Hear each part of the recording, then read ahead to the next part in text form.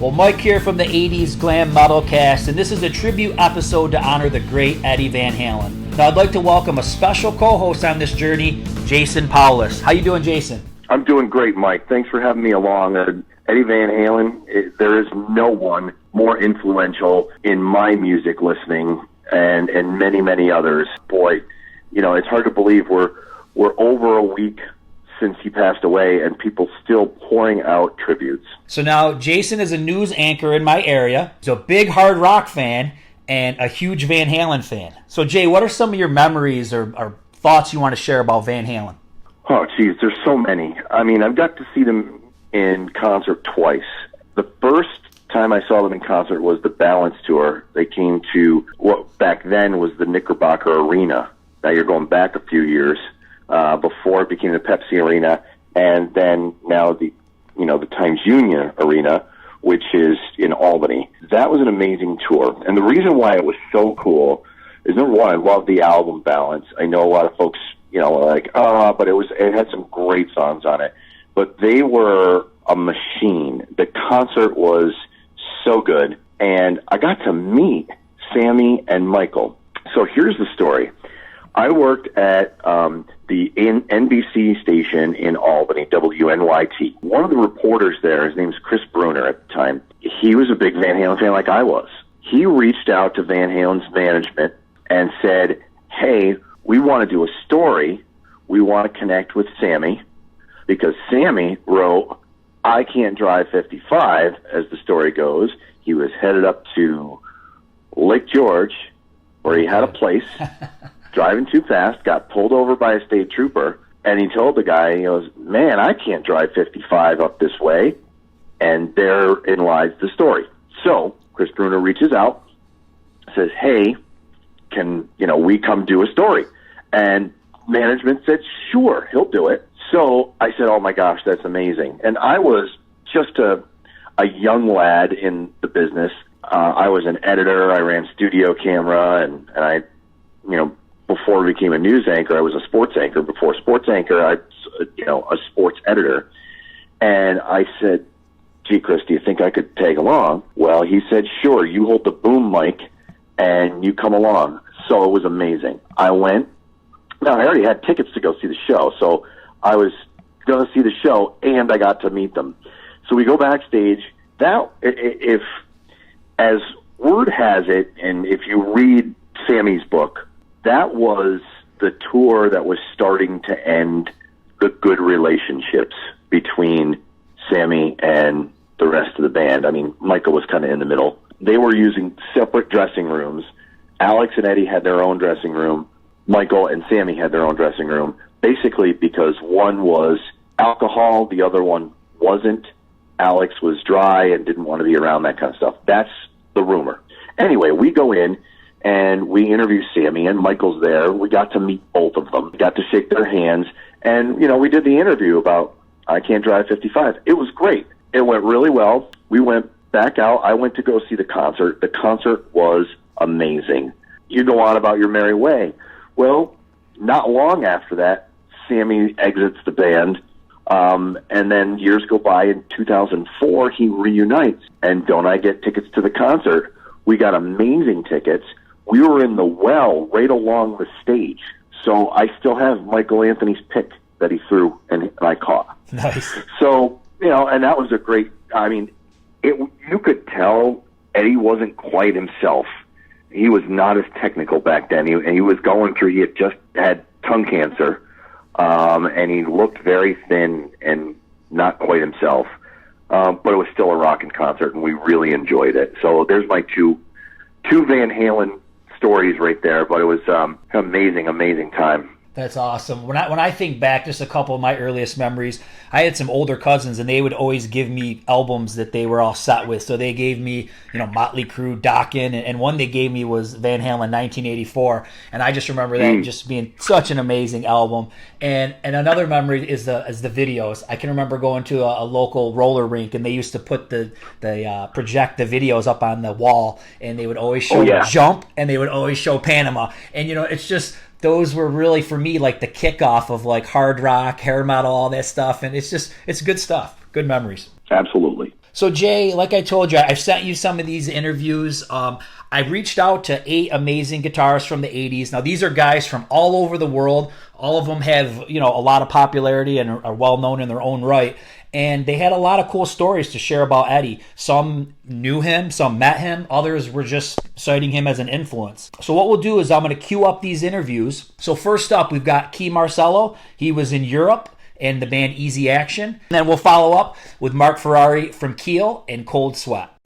Kee, welcome back to the 80s Glam Metalcast. Some sad news last week. We lost Eddie Van Halen. Any memories or thoughts that you can share about him? First of all, thanks, Mike.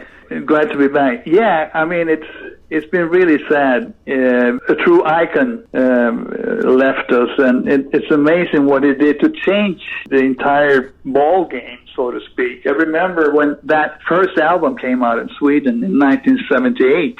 I was 18 years old, and what's happening here?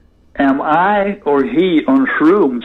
Because I didn't understand what the hell he was doing.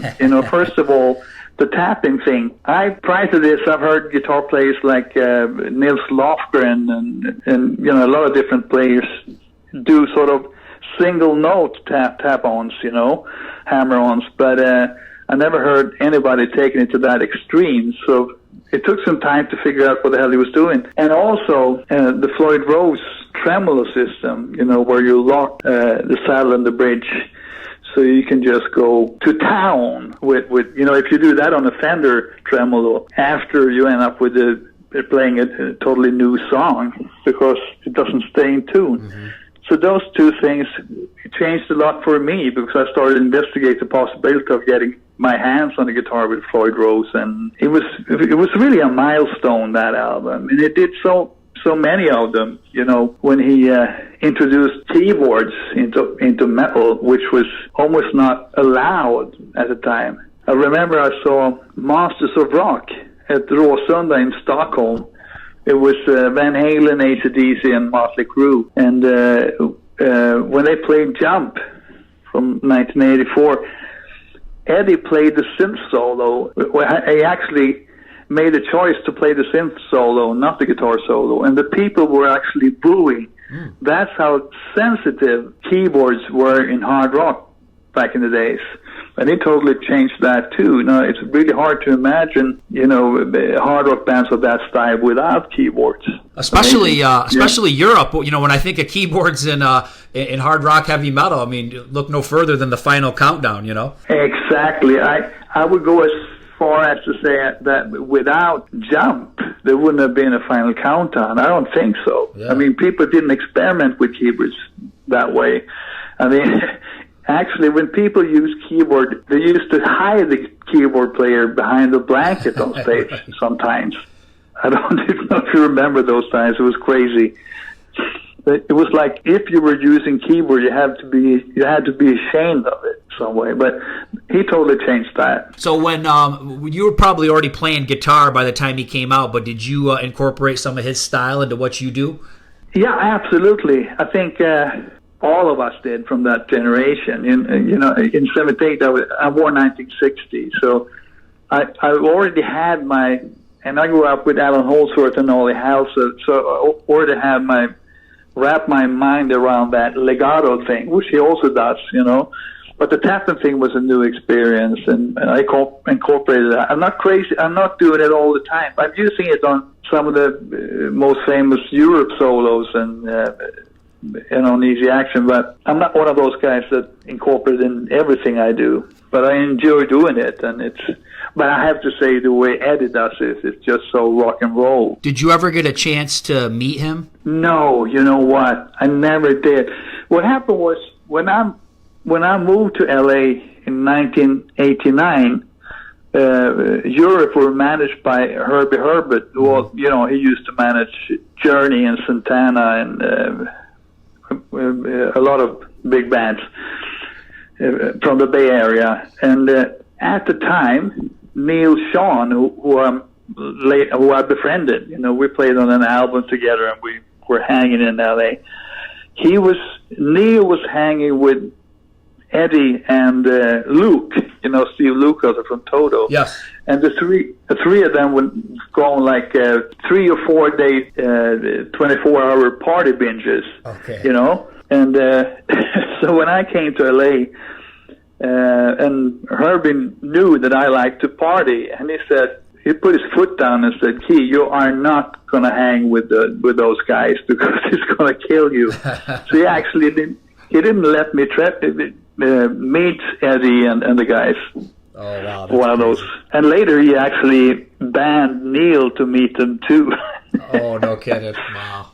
That's funny. So I guess Eddie was a party animal for sure, but who wasn't back in the days? Just amazing. What a magic gift he had. It's amazing. It's really hard to compare to anybody else. So what's going on with you, man? Are you working on some material? Yeah, I mean, this COVID thing has definitely changed the game plan. So since March, I've been locked up in the studio. I just wrote a full album with my second solo project, so to call it. It's called Out of This World, like the Europe album. Oh, and great. It features a singer from Fair Warning, Tommy Hart, Darby Todd from Kee Marcello band, and Ken Sand in the rhythm section from my solo band. We're signing with JVC Victor in Japan, and we're gonna finish. We have 5 songs down already. We're gonna finish the 5 songs in a couple of weeks and release in Japan is early next year. Don't know exact release dates for the EU and America, but it's coming soon. And then when we go on tour, we don't really know. I mean, we've been talking about doing something the spring of 2021, like a double bill with Vandenberg. Oh, cool. Well, that sounds great, Kee. I'll keep an eye out for that. And once again, really appreciate your thoughts and insight on Eddie Van Halen. Oh, no, absolutely. R.I.P. Eddie was the best, man. I know you knew Eddie and you were close to Eddie. Are there some stories that you could share with us? Well, as you mentioned, I've known Ed since the mid-'80s. The first time I met him was at a Keel recording session. We were doing tracks for The Final Frontier in 1985, and Gene Simmons was producing the album, and he was friends with Ed and brought him down to the studio one day, and I happened to be working that day. So it was a little intimidating meeting him the first time, but he put everybody at ease. He's a great guy, and that was the first time that I met Ed, was in '85, and the following year, Keel in '86, Keel played the Texas Jam with Van Halen headlining, and I'm pretty sure Ed had something to do with getting us on the bill. That was the continuation of our friendship. And if we fast forward a few more years after that, my second band, Cold Sweat, was rehearsing next door to the band Private Life, which was signed to Warner Brothers, and Ed was producing that album. And so we saw Ed quite a lot that summer because he was there just about every day, and he actually jammed with a couple of the guys in Cold Sweat. That was posted on Facebook the other day. Eric Gammons and Chris McClernand posted the audio from that. And then we started bowling, which was the funniest thing, because I was always a bowler, and I was bowling every Sunday with a bunch of guys, Tommy Thayer, Bob Kulick, and a bunch of other guys. We bowled down at Jerry's Deli, which is very close to where Ed lived. As a lark, we just invited him out. We invited him out. He shows up, and he starts bowling with us. He came down there several times to bowl with us. He loved to bowl. Another interesting memory was he threw a party for Valerie for one of her birthdays, and he rented out a whole bowling alley. And he invited all of us, the Cold Sweat guys, to the party. So, nice.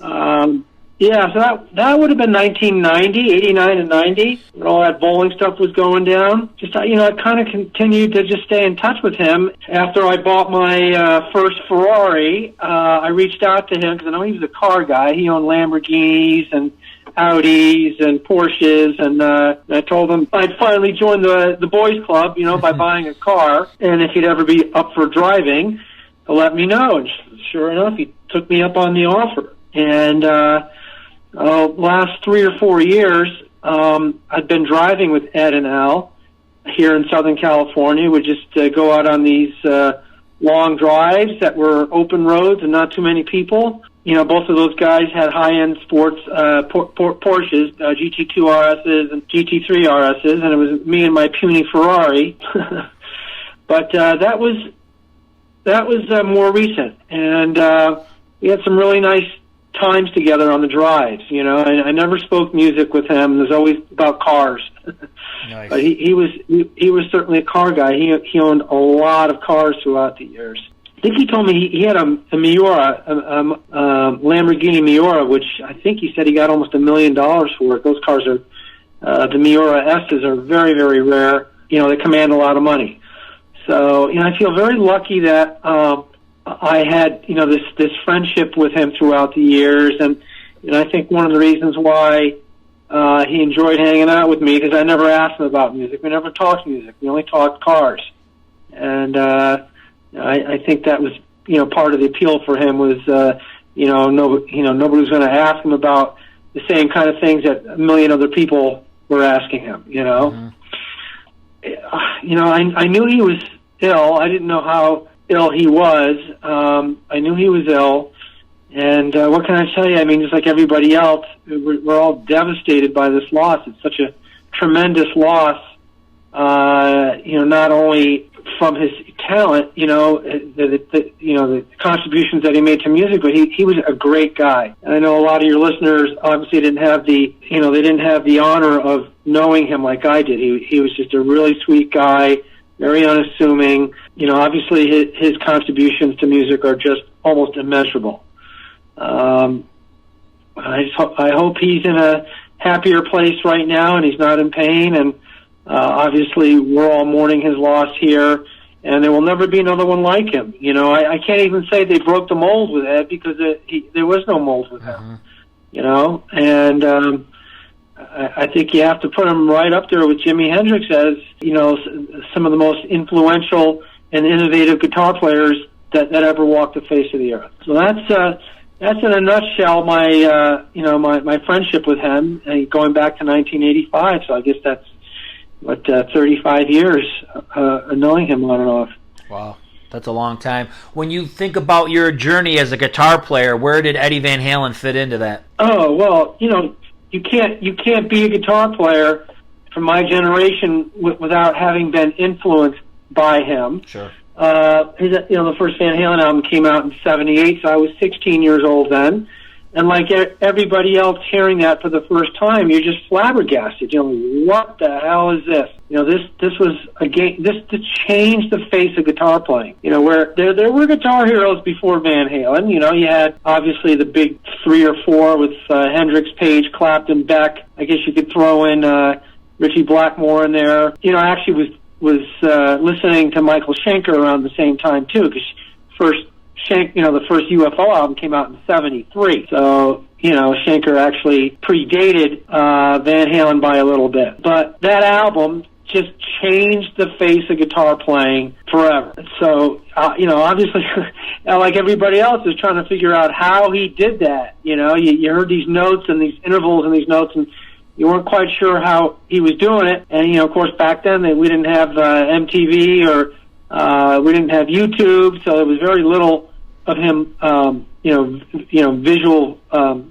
visual of him playing back then. You had to go see him live, and then you saw him tapping, or bending a note and putting his finger down on the fretboard, higher than the note. But I, like millions of others of players, tried to emulate some of that playing, but I couldn't get it. I was a very blues-based player. As I mentioned, I started playing. First people that I started listening to were blues-based guys. As I mentioned, the Big Four and guys like Robin Trower and Pat Travers and Johnny Winters. They were mostly blues-based playing. When Ed came out, it was I got to step up my game, or I'm going to get left in the dust.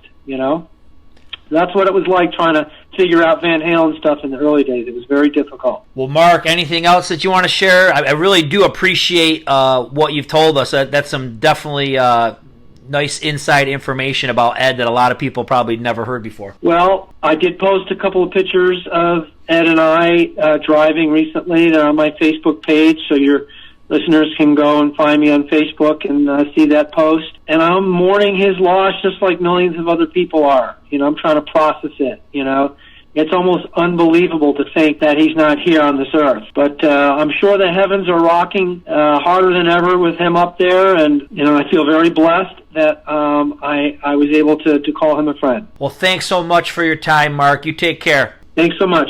So, Jason, one cool thing that I thought that Kee Marcello brought up was the keyboards in hard rock and heavy metal. And it was really interesting because when you think of Jump, he kind of mentioned that without Jump, there's no final countdown. It's just something that you don't think about. Wow, that's amazing. And, over the years in interviews that you see with Eddie, there were a lot of things that he actually wrote on the keyboard or piano.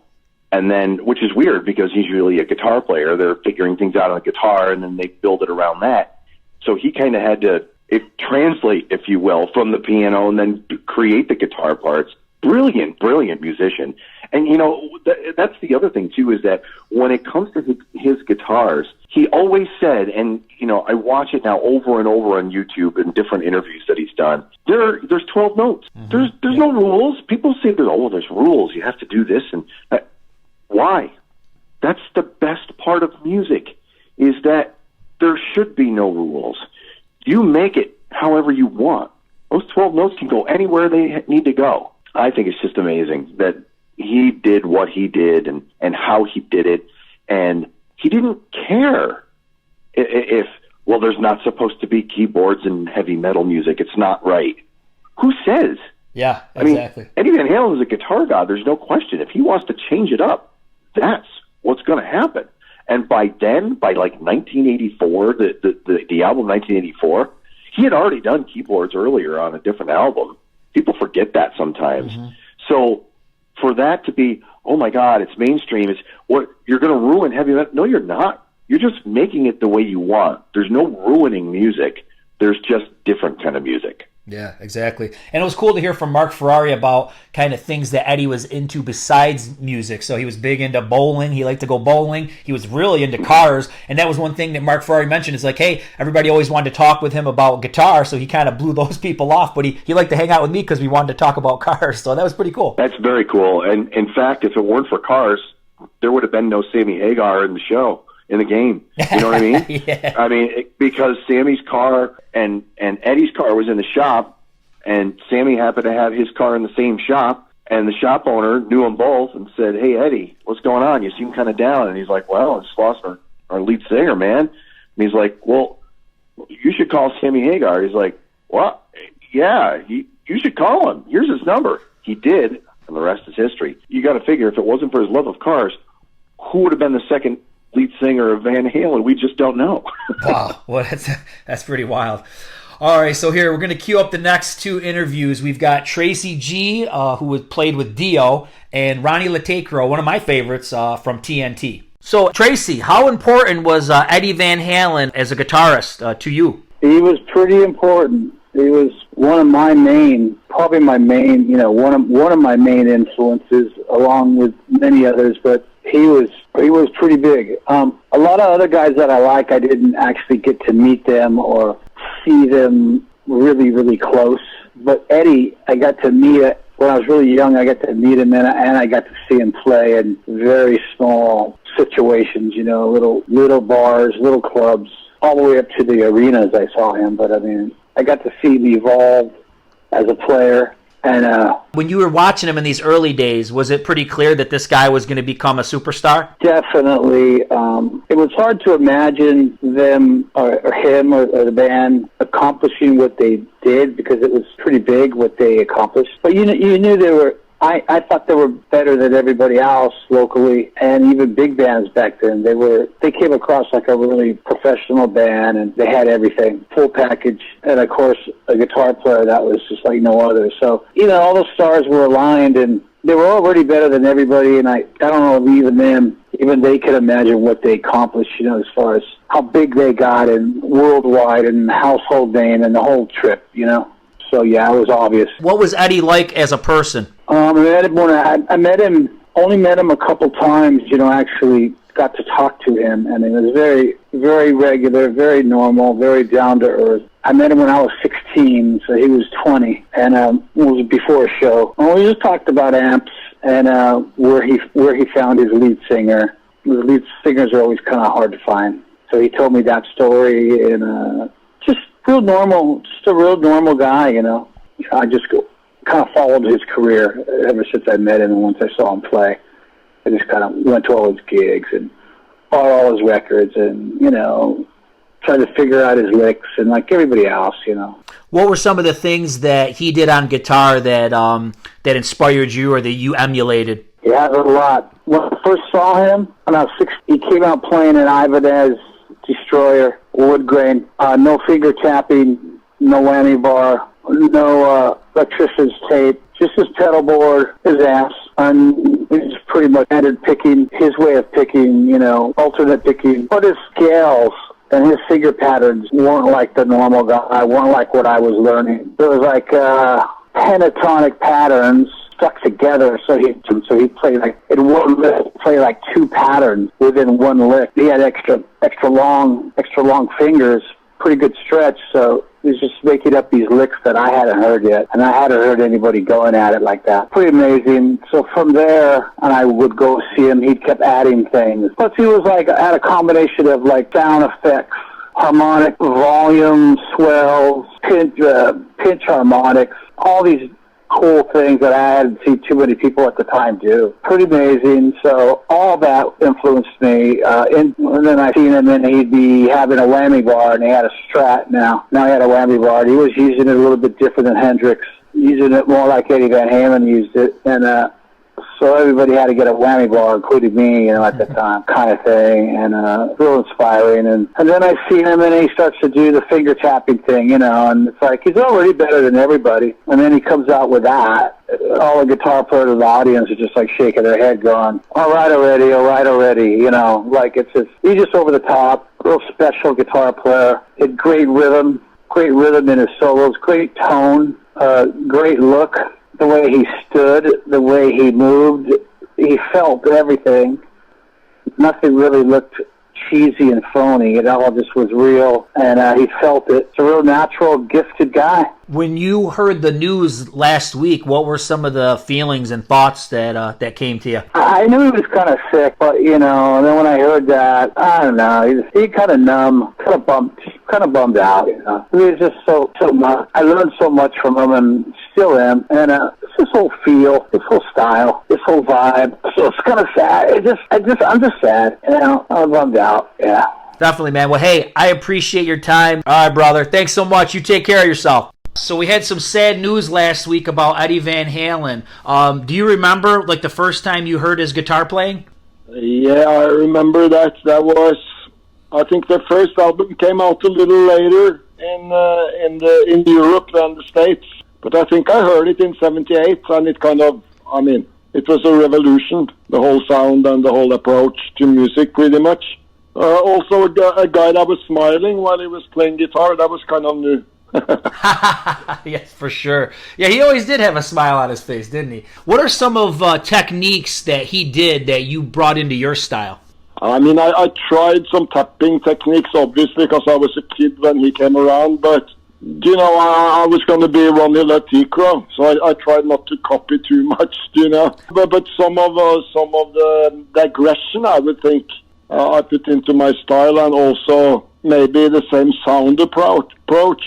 What are some songs and albums of Van Halen that you really like? I think Fair Warning is a great album. Women and Children First. I think that's brilliant. Pretty much I like most of their stuff until, I don't know, after Dave left the band. Right, yeah, that a lot of fans definitely probably agree with you on that. Did you ever get a chance? Did you ever get a chance to meet him, Ronnie? Unfortunately, I never met him, but I know Tony Harnell, the singer of TNT. He met him on 1 or 2 occasions. So now Eddie was born in the Netherlands, and I know you're in Norway, but I mean, he came from same part of the country as you. We were kind of proud when he became famous, because obviously over here we consider him a European guitar player. right? Right, yeah. So that went to America and became famous, kind of. So and you know, it's not called Van Halen. You know, it's called Van Halen, Right. right? Yeah, yeah.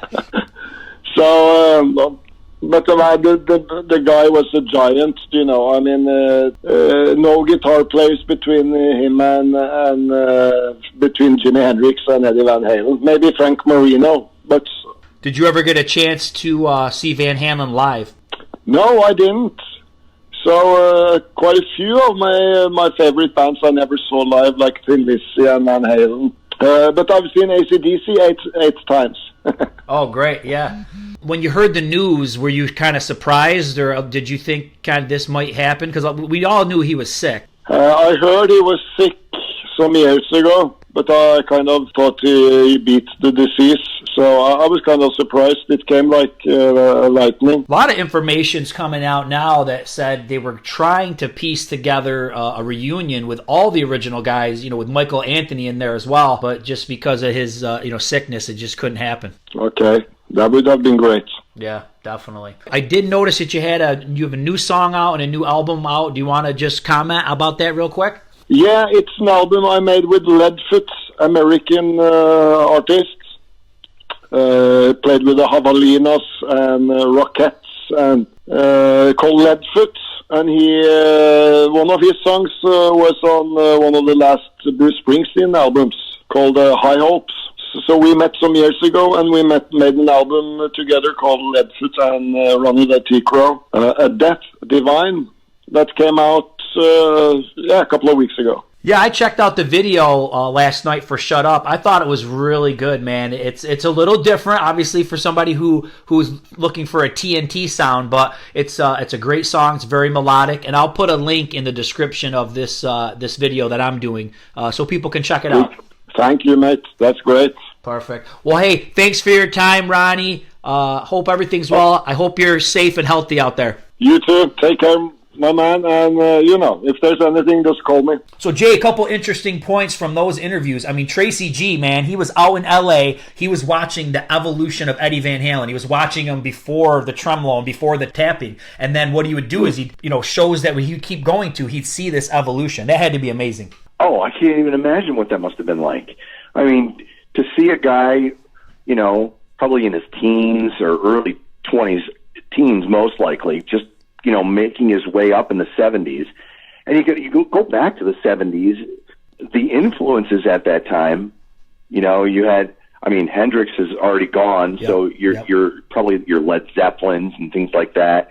And to see this guy come out of nowhere and just build his chops, because all he did was play back then. That's all the guy. They went everywhere and played every club and every backyard. I mean, Greg Romanoff's book is just an amazing book about how the band, turned into what it was. And to be a fan or to be a spectator and watch this happen, week after week, month after month, year after year, that's awesome. If you could go back in time, you wish you could go and see how these guys developed and become better musicians and better showmen too. I mean, going back to those days, Roth is trying all sorts of new things to try and get his band out there and take notice. And wow, amazing time.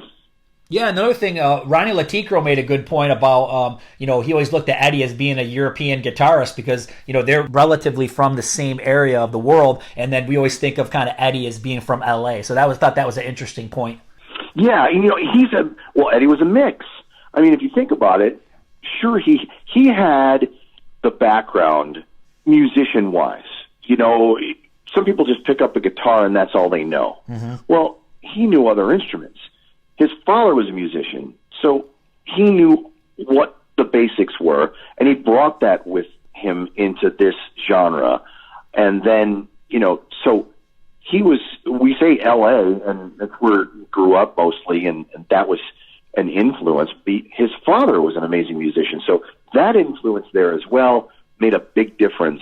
You can see it in the playing. You can hear it in the playing. Another thing that I thought was cool, and obviously we all know this, but Eddie Van Halen was always smiling, and and he said you didn't see that much at that point. And if you do, you think back to Richie Blackmore, Jimmy Page, they were a little bit more serious. I don't think those guys smiled a lot. That's a great point.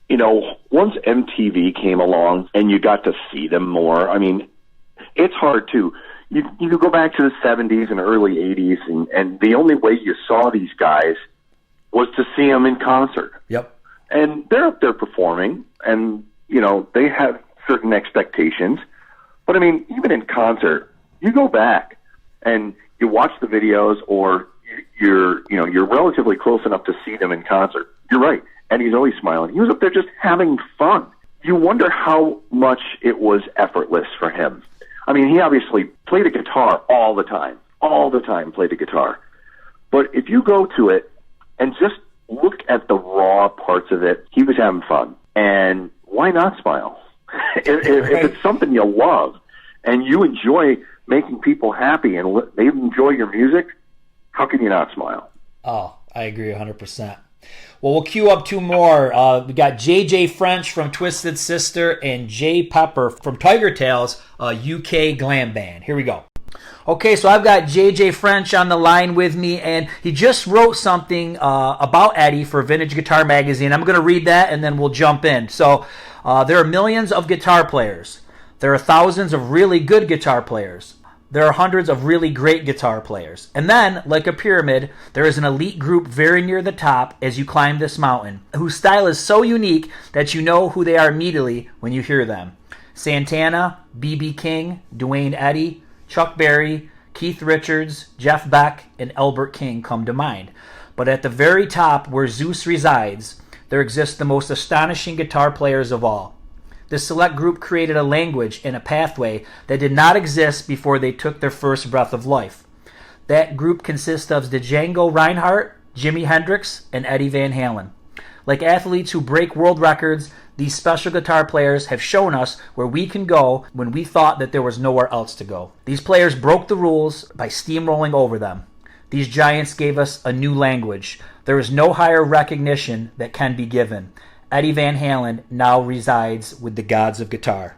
That's a very wonderful piece that you wrote about Eddie. What can you say about him, JJ? Well, I can tell you this. In February of 1978, Twisted Sister was playing in the bars of Long Island and New Jersey. And we were fighting the good fight. Disco was taking over the airwaves, and there was really no rock bands out there. And we felt kind of all alone fighting this fight for metal. And we were sitting in the dressing room of a club called Zaffy's, Zaffys, in Piscataway, New Jersey. And it was this one particular night in February, and the DJ, the rock DJ for the club, played two records. He played Judas Priest's Stained Glass with the opening track Exciter, and he played Van Halen's debut album with Eruption. Now you have to remember, these two albums had come out that week at the same time, for those of you who need to put context into this conversation. When we heard Exciter by Priest, we were like, what the hell is that? Oh my God, that's astonishing. Rob Halford's voice, Les Bigg's drums, guitar playing was exceptional. And then Eruption came on, and we went, what the hell is that? It was so those two records ushered in the next wave of metal. And for people who are looking further for more context, Back in Black did not come out for another year and a half. So we're talking about the two albums that literally changed things. And if one wants to take a really broad view of shredders and all the guitar players that came after Eddie that wanted to sound like Eddie, the shredders began with that album because Eddie created the entire tap system and the super fast playing and the whammy bar, and it all came crashing down with Smells Like Teen Spirit when Nirvana wiped the face of the earth with everybody, like completely wiped them all off the map and caused all the shredders to disappear, sell their guitars, and either go into hiding or trade them in for acoustic guitars. So, and that was, much later, I think 88, 89, somewhere around there. So for 10 years, what Eddie Van Halen did was he created generations and legions of guitar players around the world in that style. And that's what makes him so important. Jimi Hendrix's spectacular. And for those of you who don't know who Django Reinhardt is, he may be the greatest jazz player of all. You should look it up, Django Reinhardt. I also should have mentioned the classical player Andre Segovia, because he also pioneered Spanish guitar, the likes of which no one has ever heard since. And these guys pioneered for their genres things that never heard before. But Jimi Hendrix pioneered the sound of a Stratocaster into a Marshall amp with distortion and a whammy bar, and found a language nobody heard before. And then Eddie Van Halen came along and took it to another level. So when it comes to guitar players who are inspirational, who created dreams, who made more people want to go out and buy a guitar and play a guitar and emulate who they are, that's who Eddie Van Halen is. And I'm just shocked. I can't say I'm surprised. I know people close enough to the organization that have informed me over the years about his treatment. So I can't say that I'm completely stunned that it happened, but it's still in all a tremendous loss. I did see Van Halen open for Black Sabbath, I believe around 1979 at Nassau Coliseum, and it was spectacular to watch it. They were on fire. I thought they pretty much blew Sabbath off. I thought Ozzy didn't have his best stuff that night, and I thought David Lee Roth was just on fire and spectacular. But Van Halen was a treat to see them. But it never wound up that we crossed paths. Even when we were out in Los Angeles recording Stay Hungry and Come Out and Play, they were on the road. Just things never materialized at MTV parties. We never crossed paths. However, I have close friends who knew him, and he was a pure artist. He was absolutely a pure, dedicated musician. He didn't want to get himself involved in the business. For me, I'm more of a business guy. I have a book coming out called Twisted Business, The Soul of Twisted Sister and the Art of Reinvention, which tells the story of how Twisted Sister made it. We had a very different agenda because we didn't party at all. And we talk about it in the book. I also have a podcast coming out, starting up really soon, called The French Connection, All Things Music and More, and that will happen soon. So for those who want to follow me, either in the book or with the podcast, you will be able to. I'm on Twitter at JJFrench, and I can be reached in a lot of different ways. One thing like you have always touched on is like you're very involved with the business end of it. In the years to come, there will be a lot of business to take care of for Eddie Van Halen's estate. I mean, do you agree? Yeah. And I don't know how much Wolfie is going to do. He is probably going to be in charge of a lot of it. I know he has a new album. He has a debut album coming out. And he's excited with that. I know that Van Halen's manager was Irving Azoff. Azoff manages the Eagles, and he's a legend in the music industry.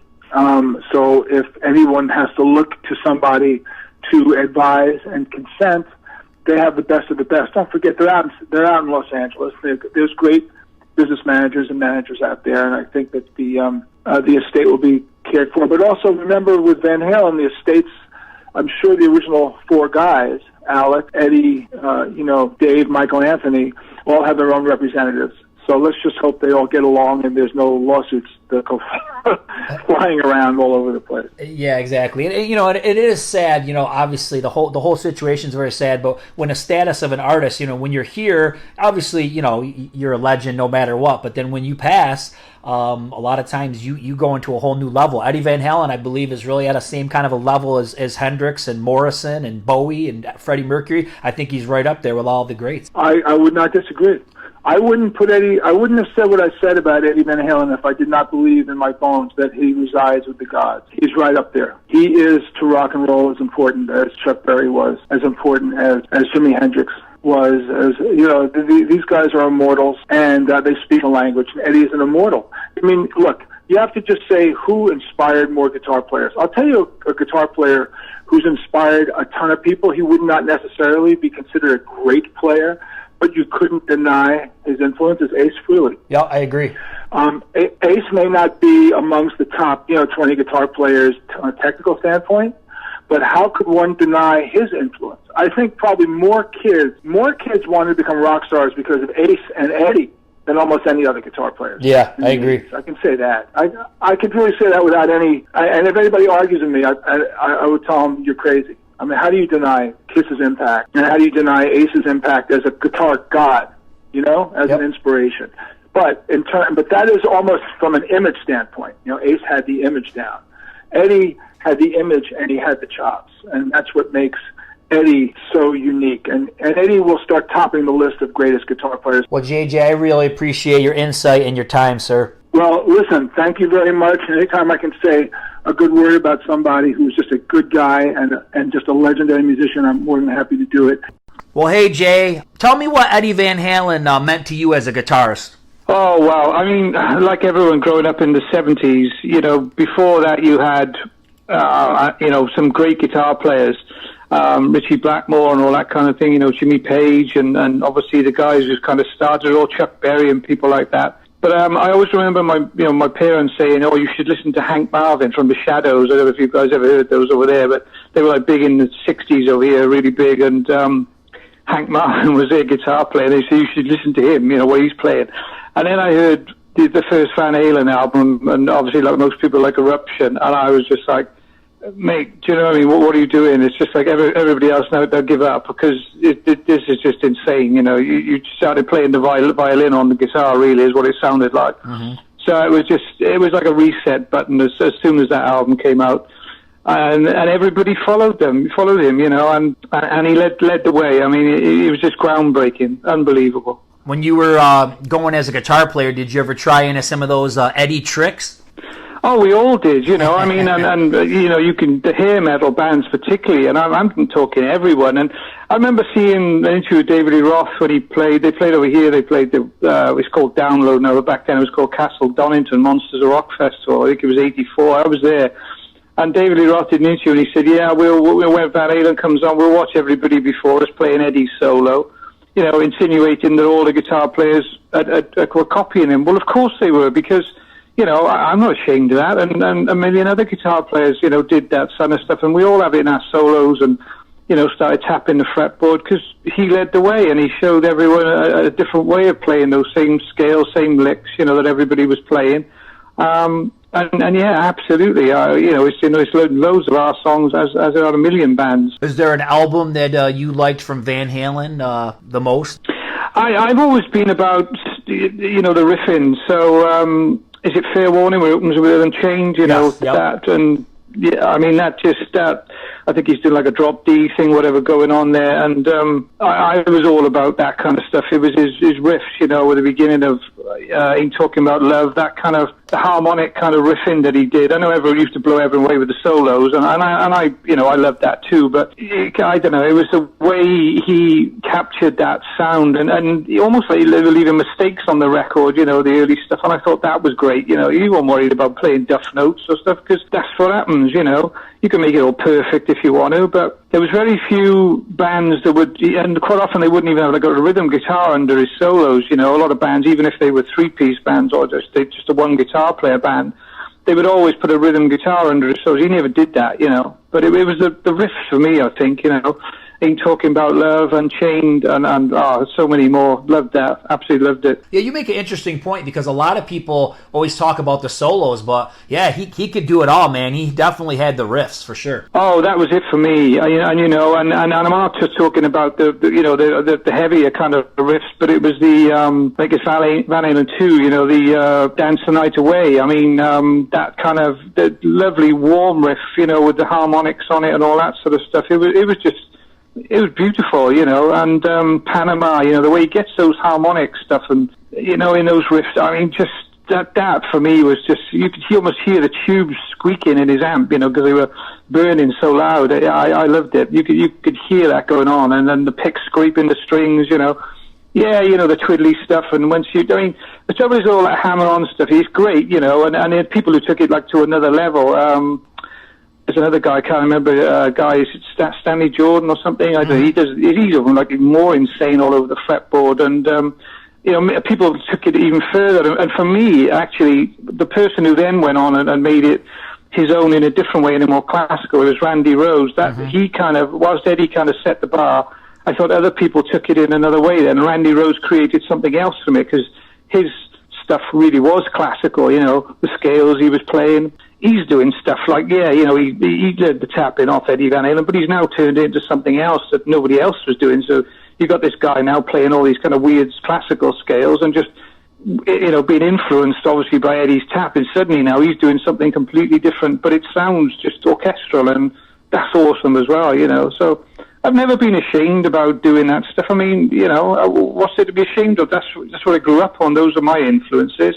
Of course, I'm going to lean on those people to play, you know, to learn from, and you know, nick licks like we all do. That's what everyone does. So, yeah, it's just incredible. I mean, you can't understate how important he was to, you know, the evolution and furthering of the guitar playing. Incredible. Yeah, he definitely influenced a whole generation of guitar players. Yeah, absolutely. We all take it for granted, you know, and he was a total game changer, as you say, like Hendrix did, and some of those people. There's some people, you know, there's a million bands that should have been big, but they weren't for whatever reason, you know, business, management, record companies, or whatever.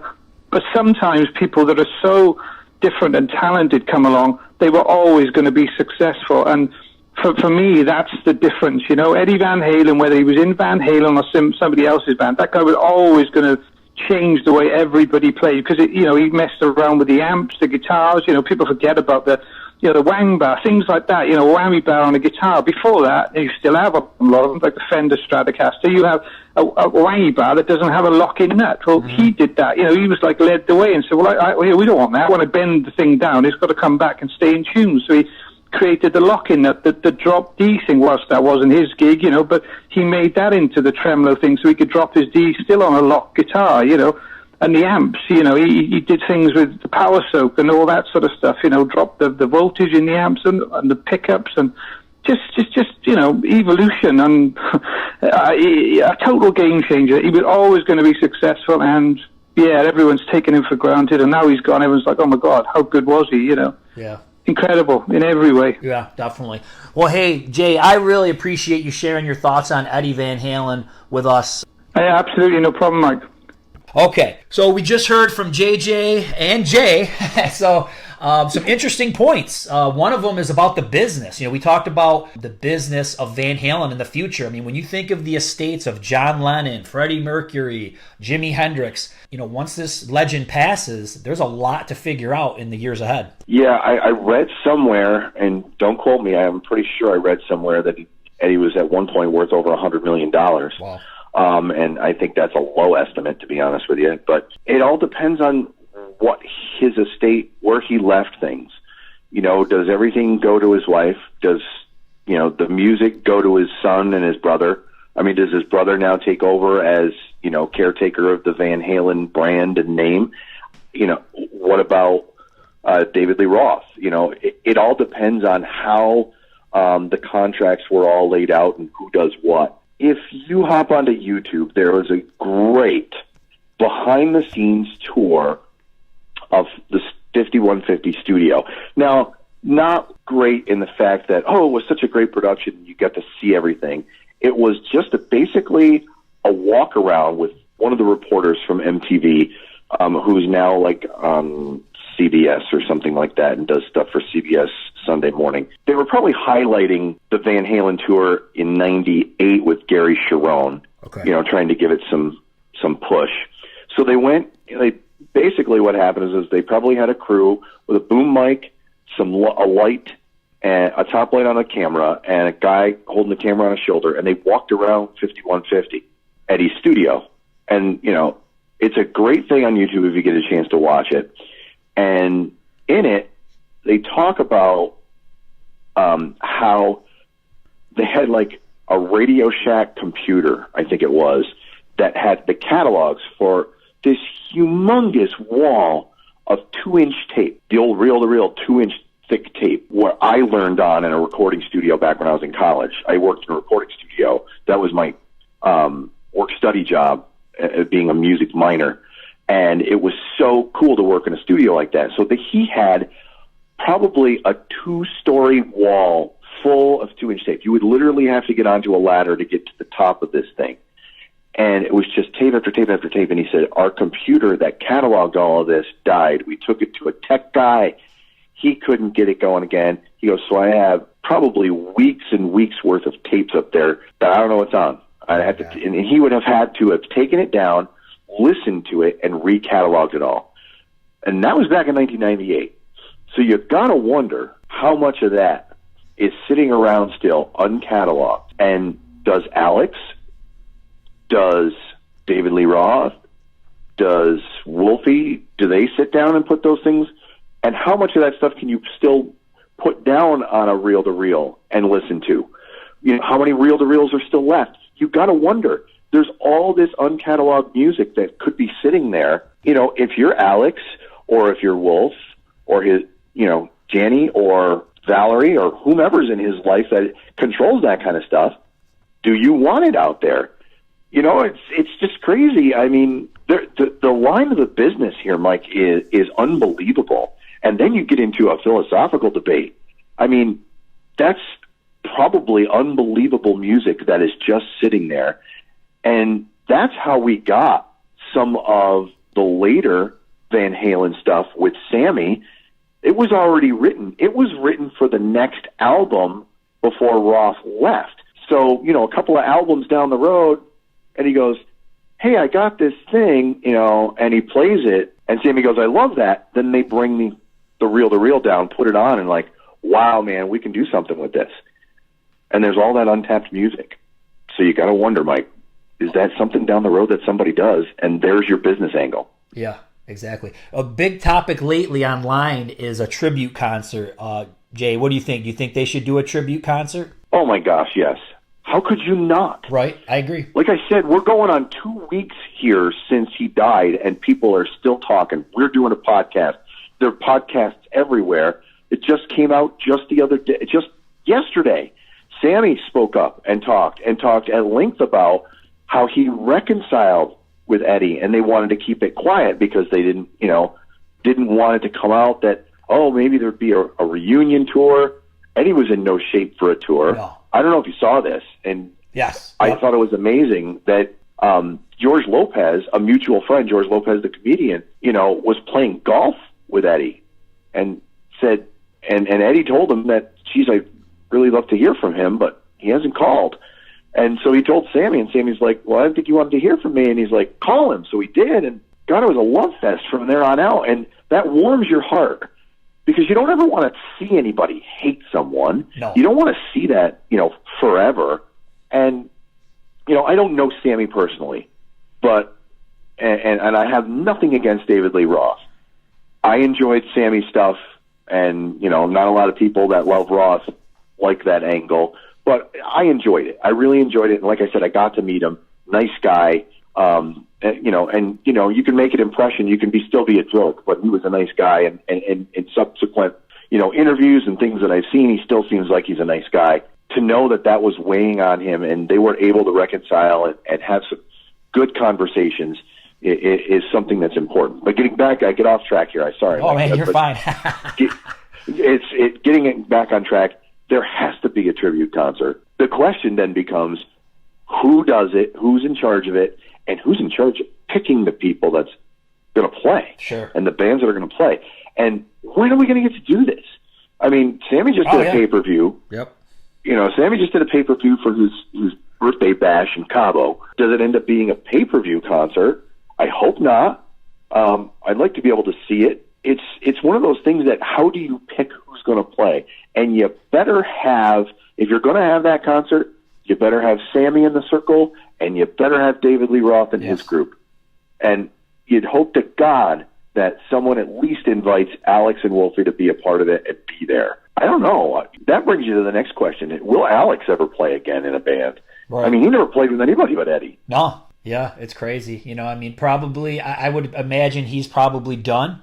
But who knows? You just don't know. The interesting part is could it be something? I mean, it can't be something like Queen, where, all right, we're done. All right, we'll play a little bit. All right, well, we found Paul Rodgers, you know, did a tour with them. Yep. And then Lambert they're singing and they're playing.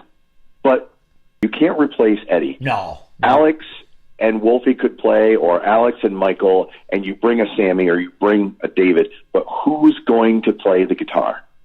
Oof. You know, maybe you do a couple, maybe they come up on, if they did a tribute concert and could get everybody involved and everybody would just play, you do a few sets with David Lee Roth and Michael Anthony, and then you bring in Sammy, and you have a guest guitar player play a couple of songs from each.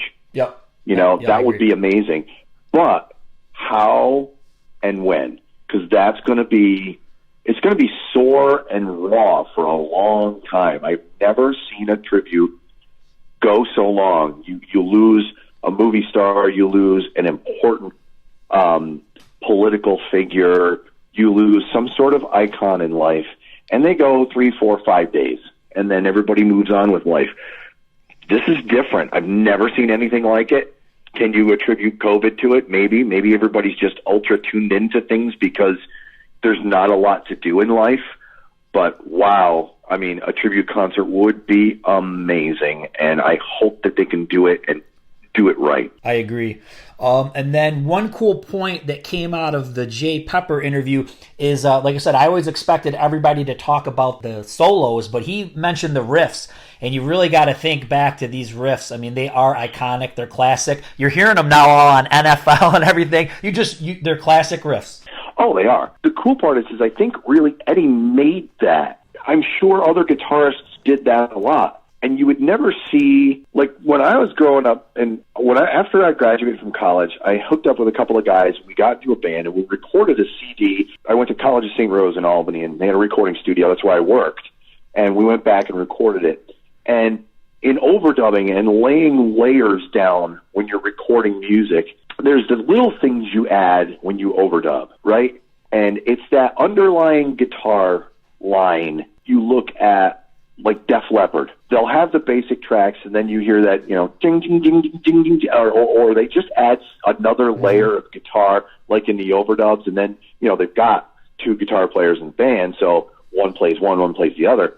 But Eddie's himself. Eddie did it along with main line. You know what I'm saying? Yep. So you got the chords in there, and he's got these little lines in there that you go, wow, man, who thought of that? Where does that come from? Why would you think of that? And I really believe that he made that a standard in heavy metal. Like if you can just bang away at the guitar, but it's those little nuances that really make a song. And boy, he was so good at that. I'm sorry, in my lifetime, there will never be another Eddie, and there never was another Eddie. There are some amazing guitar players out there, don't get me wrong. Joe Satriani, Steve Vai, I mean, Yngwie Malmsteen. Yep. And those just 3. And there are so many other good ones, and they all will pay homage to Eddie Van Halen because he revolutionized the way you play, and we'll never see another one. I mean, it's kind of sad in the aspect that you won't see another one. What is there left to revolutionize? I hope we see something like that. I hope there's a kid somewhere that comes along and does something that we've never heard before. But jeepers, I think we owe it all to Eddie, and the fact that it's still unbelievable that he's gone. Yeah, it is. So the last 2 we had up were Steve Blaze from Lillian Axe and Mark Kendall from Great White, and we'll roll those now. Well, Steve, we got a special episode about Eddie Van Halen. Any thoughts, memories you want to share? Well, thanks for having me on, man. It's good to talk to you again. And I have a lot of memories, man. I tell you, the first one is I had not even heard a song or even knew who Van Halen was, and I won.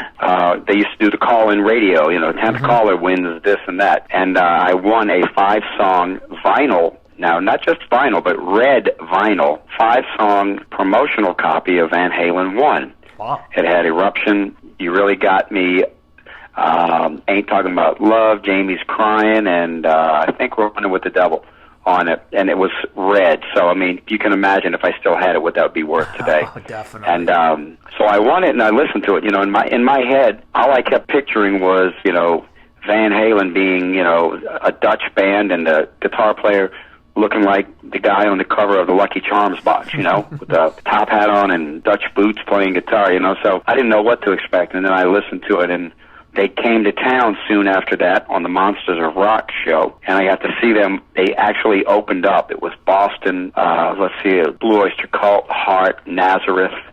I think Sammy Hagar was on that, and a few other bands. It was an all-day rock and roll show, and they were the openers, and got to see them. And it was like, from then on, it was just so unique and just such great catchy songs. And what can you say about Eddie? His style is just amazing. People like you try to figure out what makes a guitar player great, and there is nothing. You can't put it down. There's a million guys out there that can play lightning fast and can play great and do this. It's not about that. It's about that individual's control of the guitar and what he can make that thing, the conviction in which he plays, and how he is able to phrase and make that guitar sing that reaches people and it's unique. And he had his thing, and he's just such a great control of his instrument and great songs. That's what it comes down to, you know. If you don't have great songs, you'll be known as a great guitar player and get in line with 10,000 other great guitar players. But when you are part of a group that makes such great, memorable songs, and you just have that star quality about you, you become a legend. And that's what we have here. It's really depressing, and it kind of numbs you out a little bit. But I also have this kind of peacefulness that, you know, I know he's in a better place, and I know I'm appreciative of what he has been able to give us as a gift all these years. So it's kind of bittersweet. Yeah, what was it like seeing him live in those early days? Were you just blown away by what he was doing? Man, in the early days, I was blown away by everybody. It's like, wow, this is great. This is great. I love it. I love it. I love it. When I first started going to concerts as a teenager, I never really paid, even though I was playing guitar since I was 6, I was more like just blown away by more of that overall vibe of a live concert with all these people. I didn't like spend my whole time staring at one individual, just staring at the guitar player. I was like soaking it all in. It was like just one big bombastic thing hit me, and it was great. So I kind of, you know, if I could go back, I probably would have been a little bit more, you know, like paying a little more attention to what Eddie was doing on certain things and stuff. I just, you know, you knew he was great, but, you know, I was more interested in the songs and the volume and them running around and crowd going crazy, you know. But, you know, every time I saw him, he was just so, it was like with all great guitar players, it's effortless, you know. Mm-hmm. And it's like, it's what I do, you know. Some people can cook real well. Some people can, you know, take an engine of a car apart. Some people are great philosophers, some people are great authors, and some people are great guitar players, you know, and a handful of them are able to create material that it stands the test of time and reaches lots of people and makes them happy, and Ed was one of those, you know. It's kind of sad. You never even thought he was 65. You always kind of felt like Eddie Van Halen was always like in his 30s or something, no matter how, you know, much time went by, because he was always smiling and seemed like he was always happy in a good mood, and that was his thing. He loved playing guitar. You know, guys that just love doing it like that, they're the ones that stand out. They're the unique ones. When you think about some of the music, will that first album always be your favorite, or do you gravitate to another album? I think, you know, to be honest with you, I think if I had to, you know, it's hard for me to really pick an album out and say that's my favorite, because they all had their unique moments. I think maybe the second album might be my favorite, if just ekes out a couple of the other ones. That's probably the one that I would always go to. And then 1984 is right there too. And it's not necessarily that any of them were better than the other ones, but they were, when I listened to those albums, they take me to a certain time that was, you know, really good time in my life. You know, I think that's what music does. It takes you to certain times. I love 1984. That was a great time for me. That's right when Lillian was really started going out and playing a lot. We kind of just got together, and we were playing a lot, and we were playing, you know, lots of Van Halen and stuff, and that's when it was really exciting to be in a band trying to make it, you know. And then they came to Jackson, Mississippi, and I saw them live for 1984, and it was great. It was fantastic, just fun. You know, those guys had fun when they were playing. They're all about, you know, enjoying that atmosphere, you know. Some bands have different vibes. Some bands go out and they're epic and the lights, and it's serious, and it's a whole different, which is all great. I love that kind of stuff. But when you went to see Van Halen, it was all about smiles and having a good time and partying. And that's what you were into. They were the perfect band for that. But they were just such a good, you know, they were loose but airtight, if that makes sense. Definitely. What's going on with you? You got your new album almost in the can, or how's things going? We are, as a matter of fact, we're in the studio recording in Malico Studio in Jackson, and we've got 3 songs completed. Everything else is Most of the songs are written. There's a few that are in developmental stages, but it's just a slow, tedious process getting into the studio. Right now, we're doing it in pieces. I'm doing it. I'm not trying to rush it, but I have a deadline. I want to have it out by next summer. Well, hey, man, I really appreciate you sharing some of those thoughts and memories of Eddie Van Halen, man. Really appreciate it. Yeah, man, I appreciate you asking me to do that, man. It's a kind of a, a lot of people are really bummed out and stuff, and rightfully so. And he's going to be always considered one of the greatest of all time, if not the greatest rock guitar player of all time, and just, a blessing to have him and his music in our lives. Well, Steve, man, thanks so much. Good luck with all that you're doing. I know you were back there in California when Van Halen was getting going. What kind of stories can you share about Eddie and Van Halen? Well, I've been friends with Michael Anthony for more than 30 years. I saw him in the early days, the backyards, and been invited to their video shoots and stuff like that. I mean, I wasn't like real close friends with Eddie or anything, but I was there when they first, when they started. Did you catch some of those shows? I know they used to play like parties and things like that. Did you catch any of those? Oh, yeah. The first time I saw him was somewhere around 1974. A friend of mine had seen him and told me about the guitar player, and they were playing like 3 blocks from my house in a junkyard called Tony's Junkyard. When I first walked in, the drummer was doing a solo, and Dave Roth was down on the ground blowing a tube inside of the floor tom.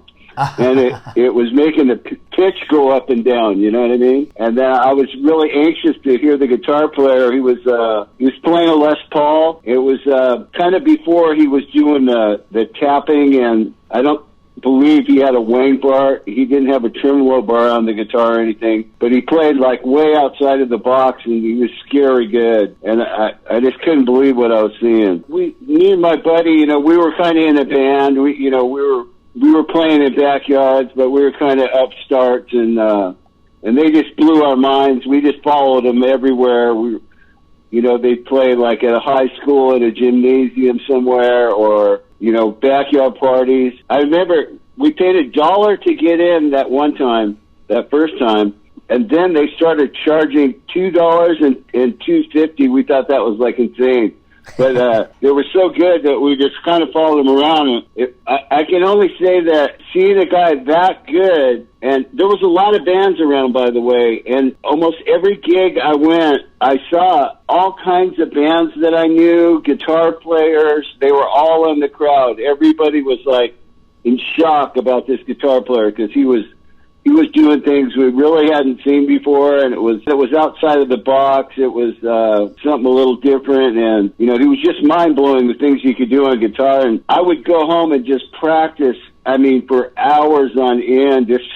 He just inspired me to want to get better, basically. And I wasn't out to emulate him. I just wanted to improve, because I was just a teenager, and I'm kind of learning my way around. And every time I went to see him, it seems like he got better and better and better. And they played like every night. There wasn't a night you couldn't go see him play somewhere. So that's another thing that inspired me. I go, man, these guys play. We got to play more, man. We got to play more than just on Saturday. We got to figure this out. The main reason they played so much is because they played cover songs. So during the week, they would play in Hollywood at Guitarists or some other club. Sometimes they played Walter Mitty's, which was a bar in Pomona, California, and they would they played cover songs. And then on the weekends, they would do showcases playing all original. So that was pretty cool, And they were so tight, Michael Anthony, I was pretty good friends with him. I'd been to picnics with his family, and he invited me to Pound Cake Video, and we played at a wedding together and stuff like that. So he told me one time that they knew over 200 cover songs. Oh, my God. Wow. It was like, so all those years of playing, by the time they got signed, they had a bunch of originals. And I've had that demo they did with Ted Templeman for like over 30 years. I never played it for anybody. I never made copies. But I've had that demo that's on the internet now everywhere, I've had for years. And some of those songs have never been on an album to this day. But you hear bits and pieces like they would take one little part out of a song and put it in another one. So it's just pretty cool. When they got their record deal, I was so thrilled, just to know it's possible. That I couldn't wait to hear it. I was real curious on how Dave Roth would sound on the record, and he sounded great. Because there was critics and stuff like that would talk about him not being the greatest singer and this and that. But I just thought he was such a great frontman, such a good showman. Eddie was just so awesome. One thing about Van Halen that I loved was there was somehow Roth's voice fit with his guitar. It was like glue. It was just kind of perfect in a way. So I always kind of liked that. His range was a little limited, but he got the maximum. And the other thing I thought was good about Dave Roth was you believed what he was singing. He really put a lot of effort into the dynamics, and he was a good lyricist. So it was just a great band, but that guitar player, I can just tell you, he was, it wasn't just me, it was every guitar player around, and there was a lot of great ones, but no one was even close, and we were all fans. We were fans of this guy. We couldn't believe how good he was.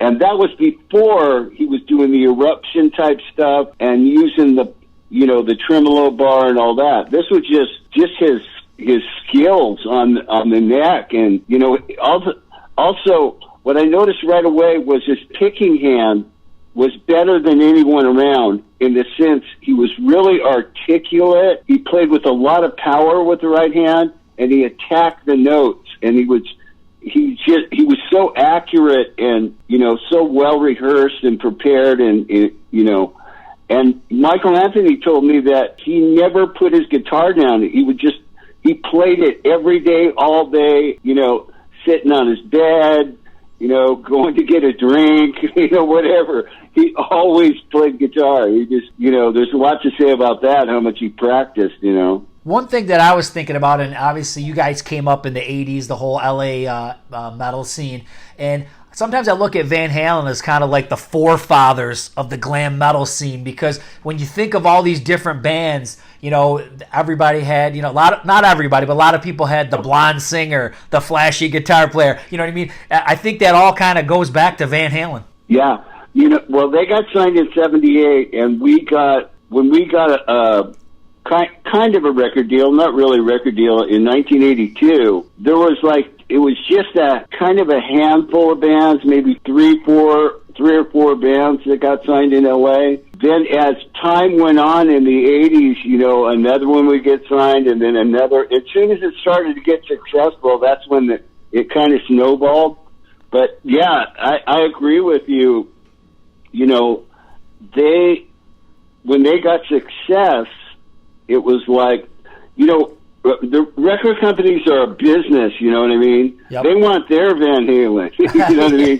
It's like, okay, Warner Brothers signed Van Halen, so, the other labels are going to want, a hot band in town. So when something's successful, so you're definitely right on point that they were the forefathers. They made us realize it's possible. And especially, it was more difficult in their time, because in 78, that's when New Wave was coming in. Yep. Disco, music, rock was supposed to be dead when they came up and got signed. And they got signed because Ted Templeman saw them, and Marshall Burrell told them about this band. You got to see this guitar player, and he actually wasn't really into doing that at the time, but he was vice president of Warner Brothers. He was a well-renowned producer, and so he went and saw him, and he was so blown away.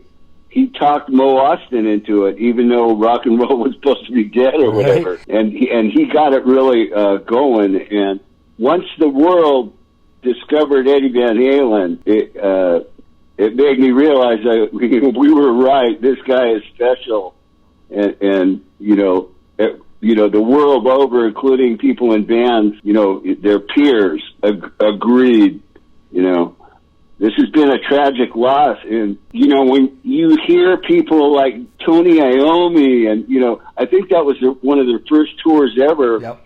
you know, just saying what good friends they were and how much he appreciated how great he was. And, you know, so he had a lot of people that respected him and really loved him. Yeah, it was a big loss. Oh, real quick, Mark, what's going on in the world of Great White? Well, we just played in Mississippi. You know, it's been, you know, with the pandemic and the safety issues and all that, it's been really slow this year. Mm-hmm. So we've just been spending a lot of time writing songs and goofing around with our families and stuff, you know, enjoying the time off. You know, we wish it was under different circumstances, but this is the most time off I've had in like 30 years. So I'm milking it. I'm digging it. So we're taking the time to write new material. You know, I was just up north. I put 5 songs on tape. Today I just sent an MP3 to my keyboard player on a new idea I have. So that's been kind of fun. Well, we'll keep an eye out for that new material. And, man, I really appreciate your time. Those are some great stories. I mean, I can't believe it. Going to see Van Halen for $2.50 or $1, that's insane. Yeah, it was, you know, and it was so obvious that this guy was really super special. I mean, you know, it wasn't, you didn't even question it when you saw him play. You're going, holy God, did you just see that? You know, I mean, it was like jaw-dropping every moment, you know. It was pretty neat to be a part of that and have him create all these memories for us. That's one thing they can't take from you is the memories. And he definitely gave me a lot of them. Well, Mark, thanks so much, man. Thanks, Mike. Okay, so we heard from Steve from Lillian Axe. We heard from Mark from Great White. A couple cool things that really caught my ears when I heard this was the red promo record from the 1978 album that Steve got from a radio station. Could you imagine, Jason, what that is worth today? Oh, it's worth big bucks. I mean, come on. And it was worth big bucks before Eddie died. Oh, yeah. You know, that's just, you don't find that kind of stuff anymore. That's like when you're going around in some of these small towns, you find a record store and you're just like digging for something, you know, digging for some classic vinyl.